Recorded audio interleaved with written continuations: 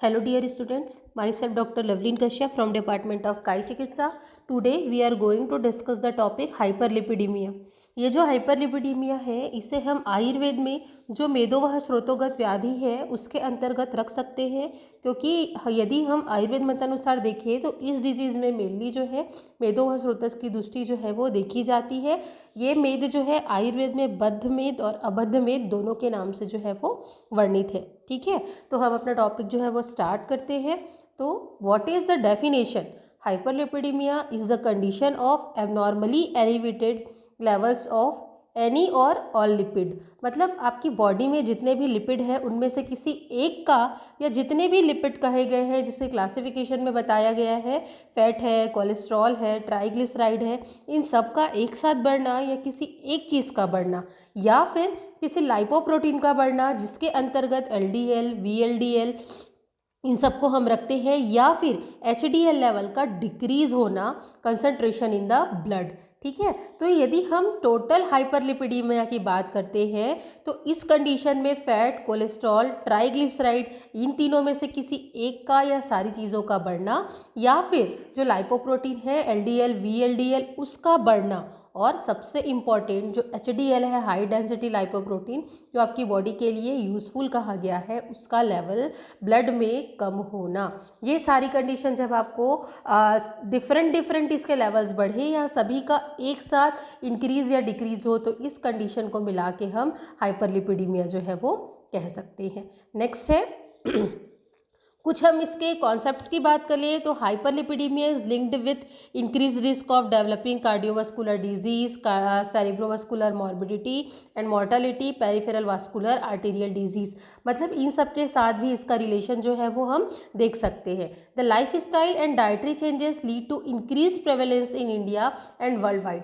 आजकल जो हमारा जितना भी हम असात्म्य या अविरोधी आहार जो आयुर्वेद में कॉन्सेप्ट है उसी को मॉडर्न साइड में कहा गया है कि जो हमारे डाइटरी हैबिट है वो आजकल एकदम से चेंज हो चुका है, या जो हमारा लाइफ स्टाइल है, हमारा विहार है, उसमें चेंज होने के कारण ये जो डिसलिपिडीमिया या हाइपरलिपिडीमिया जो पेशेंट है वर्ल्ड वाइड और स्पेशली हमारे इंडिया में जो है धीरे धीरे इनका प्रिविलेंस जो है वो बढ़ता जा रहा है। नेक्स्ट है hyperlipidemia is defined as total cholesterol more than 200 mg/dl। इसको आप एकदम याद रखिए, यदि किसी पेशेंट की बॉडी में, किसी व्यक्ति की बॉडी में total cholesterol more than 200 mg/dl है, टोटल ग्लिसराइड, ट्राइग्लिसराइड जो है वो मोर देन 150 mg/dl है, एलडीएल मोर देन 100 mg/dl है, और हाई डेंसिटी लाइपोप्रोटीन यदि 40 mg/dl से कम हो रहा है means patient goes tends towards the hyperlipidemia और dyslipidemia. Next, about 12% of total body weight of a man consist of fat. मतलब यदि हम किसी ह्यूमन के टोटल बॉडी में फैट के कंसंट्रेशन की बात करते हैं तो वो 12% होता है। सबक्यूटेनियस जो है 50%, पेरिफेरल फैट जो है 15%, मेजेंट्रिक फैट जो है 20%, ओमेंटम में 10%, इंट्रामस्कुलर कनेक्टिव टिश्यूज ये मिला के सब 5% कहे गए हैं। ठीक है, fat form from carbohydrate are more saturated and have a higher melting point. Recent evidence shows that carbohydrate derived from protein may be converted into fats। इसको हम मेद, इनसे मांस और मेद जो धातु हमारी है वो उससे ले सकते हैं। जो फैट है हमारी बॉडी में ऐसा नहीं कि वो हर टाइम हार्मफुल है, इसके कुछ फंक्शंस भी कहे गए हैं आपकी बॉडी के लिए, like mechanical function, give shape to limbs and a body. ये आपकी बॉडी को एक शेप प्रोवाइड करता है। कुछ फिजिकल फंक्शन की अपन बात करें तो it is non conductor of heat regulation of body temperature. हम जब हीट रेगुलेशन की बात करते हैं तो उसमें भी फैट का बहुत इंपॉर्टेंट रोल जो है देखा गया है। ये क्या करता है, रिप्रेजेंट स्टोरेज एनर्जी, एनर्जी को रिस्टोर करने का काम करता है। ठीक है, तो ये सब हुआ फैट के बारे में। अब नेक्स्ट हम चले लिपिड की तरफ। तो lipids are group of organic substance of fatty nature, insoluble in water but soluble in fat solvents, which are utilized during metabolism by living organism. The lipid can adhere to the wall of blood vessel and restrict blood flow, which in turn leads to significant risk of heart attack and stroke. ये जो lipid है आपकी artery के lumen में धीरे धीरे deposit होने लगती है, जिससे एथेरोस्क्लेरोसिस, आर्टेरियोस्क्लेरोसिस जैसे डिजीज़ जो है आज के डेट में बहुत ज़्यादा देखने को मिलता है हमको। और इसी कारण, ये डेवलप होने के कारण ये फ्यूचर में हार्ट अटैक और ब्रेन स्ट्रोक के रिस्क को जो है वो डे बाय डे इसके रिस्क जो है वो बढ़ते जा रहे हैं। These lipids have to be transported throughout the body in a protein capsule called known as lipoprotein, जो हमने देखा था क्लासिफिकेशन में LDL, VLDL इन सब के फॉर्म में। ये आर्टरी और ये जो आपका येलो कलर में दिखाई दे रहा है वो ये जो फैट है ना, जो लिपिड के फॉर्म में, वो बहुत ज़्यादा एक्सेसिव में डिपॉजिट होने लगा है, ठीक है। और इसके कारण आर्टरी का जो ल्यूमेन है वो कम हो रहा है और इसमें कुछ कंसंट्रेशन है कि LDL, HDL के कंसंट्रेशन वो डायग्राम में दिए गए हैं। यदि हम लाइपोप्रोटीन के टाइप्स की बात करते हैं तो सबसे पहला है chylomicrons, next one is VLDL, very low density lipoprotein, next one is IDL, it is called intermediate density lipoproteins, next one is LDL, it leads to formation of atherosclerotic lesion, है ना। HDL, it prevents the formation of atherosclerotic lesion, मतलब जो HDL है, high density lipoprotein है, वो आपकी body के लिए यूजफुल जो है कहा गया है। लाइपोप्रोटीन के बारे में कुछ पॉइंट्स है यहाँ पे। First one is chylomicrons, it is delivered dietary triglyceride and cholesterol to liver and peripheral tissue. VLDL made in liver rich in triglyceride, है ना, सबसे बुरा लाइपोप्रोटीन कहा गया है इसको। Next one is intermediate lipoprotein, it is produced when triglyceride are remove from VLDL, ठीक है। Next one is low density, it is additional triglyceride removal very rich in cholesterol primary atherogenic lipoprotein, इसे भी बहुत ही harmful कहा गया है।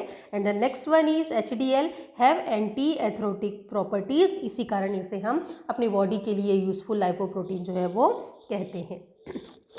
यदि हम प्लाज्मा लिपिड के फंक्शन की बात करते हैं तो ये क्या करता है, it forms structure component of cell membrane, it act as a precursor is biosynthesis of bile acid and steroid hormones, it is also control cell permeability, it prevent toxins from entering into cells, it protect red cell from being easily hemolyzed, it needed for synthesize vitamin D, it is closely related to the defensive mechanism of the body during acute infection, blood cholesterol falls and tends to rise during recovery। तो ये सारे जो है function plasma lipid के कहे गए हैं।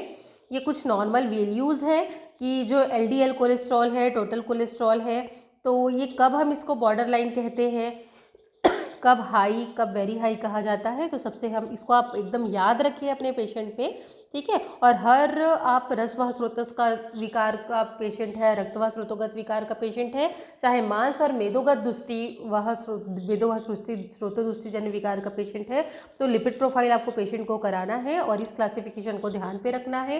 तो हम LDL कोलेस्ट्रॉल की बात करें तो ऑप्टिमल बढ़ा हुआ किसको कहते हैं, यदि ये लेस देन 100 है तो दैट इज ऑप्टिमल, ओके है, ठीक है।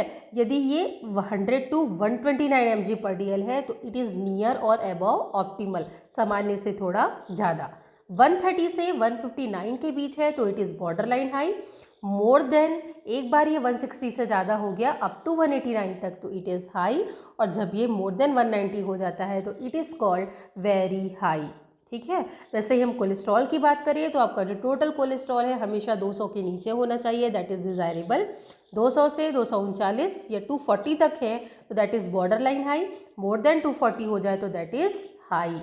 अब चले हम HDL की तरफ, तो यदि ये लेस देन 40 आपकी बॉडी में है जो कि आपकी बॉडी के लिए यूज़फुल है, तो यदि 40 mg/dl से कम है तो इट इज़ लो, और मोर देन 60 से है तो ये अच्छा है, इतना होना चाहिए, ठीक है। उसके बाद जब हम चले ट्राइग्लिसराइड की तरफ, तो ट्राइग्लिसराइड हमेशा लेस देन 150 mg/dl होना चाहिए, इसे नॉर्मल कहा गया। यदि ये बढ़ के 150 से 199 हो जाए तो that is border line high, 200 से 499 हो जाए तो दैट इज़ हाई, और जब ये 500 से ज़्यादा हो जाए तो इसे वेरी हाई रेंज में जो है वो रखा जाता है। तो इस रेंज को आपको हमेशा ध्यान रखना है। नेक्स्ट, अब जो है हम अभी तक बात कर रहे थे हाइपरलिपिडीमिया। कन्फ्यूजन होता है हम हाइपरलिपिडीमिया कहें कि डिसलिपिडीमिया कहें, ठीक है। तो dyslipidemia for a general derangement for individual increase hypercholesterolemia, hyper triglyceridemia. ठीक है, मतलब डिसलिपिडीमिया आप कैसे कब कहेंगे, जब कोलेस्ट्रॉल का लेवल भी हाई है, ठीक है, और आपका ट्राइग्लिसराइड का लेवल भी हाई है। तो अब हम चले अपने मेन पॉइंट्स पे, what are the causes of hyper और डिसलिपिडीमिया। तो प्राइमरी कॉज में जेनेटिक प्रीडिस्पोजिशन कहा गया है, ठीक है, जेनेटिकली बढ़ा है, जिसे हम आयुर्वेद में आदि बल प्रवृत्त व्याधि के अंतर्गत रखते हैं। सेकेंडरी में सबसे बड़ा है आपका अनुचित आहार विहार, जिसे सेडेंट्री लाइफस्टाइल एंड डाइट के अंतर्गत हम समाहित कर लेते हैं। Next one is underlying disease और any comorbid condition like chronic kidney disease, heart disease, liver disease, hypothyroidism, diabetes, इन सब के सेकेंडरी कॉम्प्लिकेशन के तौर पे आपको यदि डेवलप हो रहा है डिसलिपिडीमिया, तो ये भी कॉज बन सकते हैं। कुछ पर्टिकुलर मेडिकेशंस लाइक प्रोजेस्टिन है, कॉर्टिकोस्टेरॉइड का लंबे समय तक सेवन है, थियाजाइड या कोई डायूरेटिक का आप लंबे समय से यूज़ कर रहे हैं, तो ये भी जो है कॉज हो सकते हैं आपके डिसलिपिडीमिया डेवलप होने के।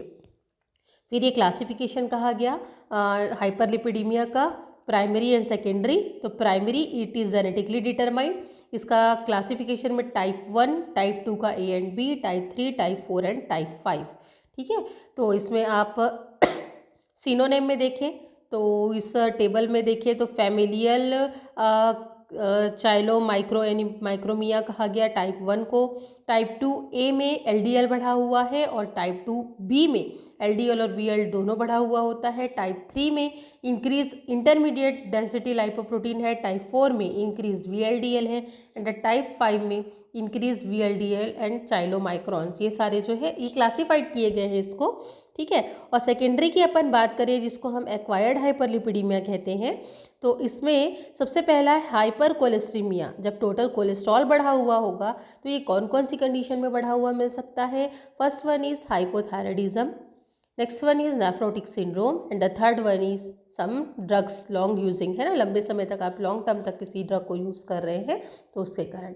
नेक्स्ट वन इज सिर्फ ट्राइग्लिसराइड के लेवल का बढ़ा होना, दैट इज कॉल्ड हाइपर ट्राइग्लिसरीडीमिया। तो डायबिटीज़ मेलाइटस के केस में, कोई पेशेंट लंबे समय तक अल्कोहल कंजप्शन कर रहा है उस केस में, गाउटी अर्थराइटिस के केस में, या क्रोनिक रीनल फेलियर के केस में जो है हाइपर ट्राइग्लिसरीडीमिया आपको मिल सकता है। What are the clinical features of dyslipidemia और हाइपरलिपिडीमिया। तो first one is general, mostly patient are asymptomatic before the disease is clinically evident.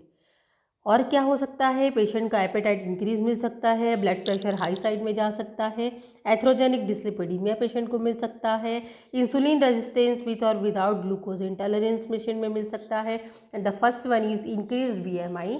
आपको यहीं से सस्पेक्ट करना है, यदि किसी पेशेंट का बॉडी मास इंडेक्स बढ़ा हुआ मिल रहा है तुरंत आप सबसे पहले इन्वेस्टिगेट कराएं, लिपिड प्रोफाइल की तरफ पेशेंट पे जाए, तो आप यहाँ पे टोटल सीरम, टोटल लिपिड या फिर कोलेस्ट्रॉल लेवल, ट्राइग्लिसराइड लेवल, सारी चीज़ को असेस करें, है ना, और पेशेंट को फिर उस हिसाब से आप क्या करेंगे, डायग्नोस करेंगे। कुछ GIT सिम्टम पेशेंट में मिलेंगे like abdominal obesity, mild epigastric pain, nausea and vomiting, sometimes and the pancreatitis. Pancreatitis later complication में आता है। फिर कुछ डर्मेटोलॉजिकल फाइंडिंग मिलते हैं like xanthoma tuberosa, xanthelasma palpebral, eyes में दिखाई देता है। कुछ इरप्टिव जेंथोमास पेशेंट में दिखाई देंगे। इसके अलावा कुछ ऑप्थेल्मोलॉजिकल मिलेंगे तो सिम्टम, तो उसमें corneal arcus, greyish white opacification at the peripheral of cornea. फिर xanthelasmas, pale yellow raised lesion around the eyelid. तो यदि कोलेस्ट्रॉल लेवल इंक्रीज है, ट्राइग्लिसराइड लेवल इंक्रीज है, तो आई में भी इसके जो है कुछ सिम्टम आपको साइन जो है दिखाई दे सकते हैं। कुछ neurological symptom like memory loss मिलना, बहुत ज़्यादा एंजाइटी मिलना, और कॉन्शियसनेस, डिप्रेशन, कॉन्शियसनेस का लॉस होना, ठीक है, और डिप्रेशन, ये सारे भी पेशेंट में आपको दिखाई देते हैं। सबसे इंपॉर्टेंट जो सिम्टम आपको कार्डियोवास्कुलर मिलने वाले हैं, none to severe chest pain, palpitation, sweating, shortness of breath, mostly patient में दिखाई देता है। और लेटर कॉम्प्लिकेशन के तौर पे कुछ अलग अलग कॉम्प्लिकेशन कहे गए हैं या सिम्टम कहे गए हैं लाइक लो बैक एक, इम्पोटेंसी, ये सब भी जो है पेशेंट पे जो है वो देखे जाते हैं। तो that is about the symptom of dyslipidemia और हाइपरलिपिडीमिया। तो आज अपना जो हमारा टॉपिक है हम यहीं पे क्लोज करते हैं, जिस पे हमने इस डिजीज़ के डेफिनेशंस, उसके कॉज और साइन सिम्टम पे बात की। नेक्स्ट इस क्लास में हम इन्वेस्टिगेशंस, डायग्नोसिस एंड मैनेजमेंट की जो है हम बात करेंगे। Thank you.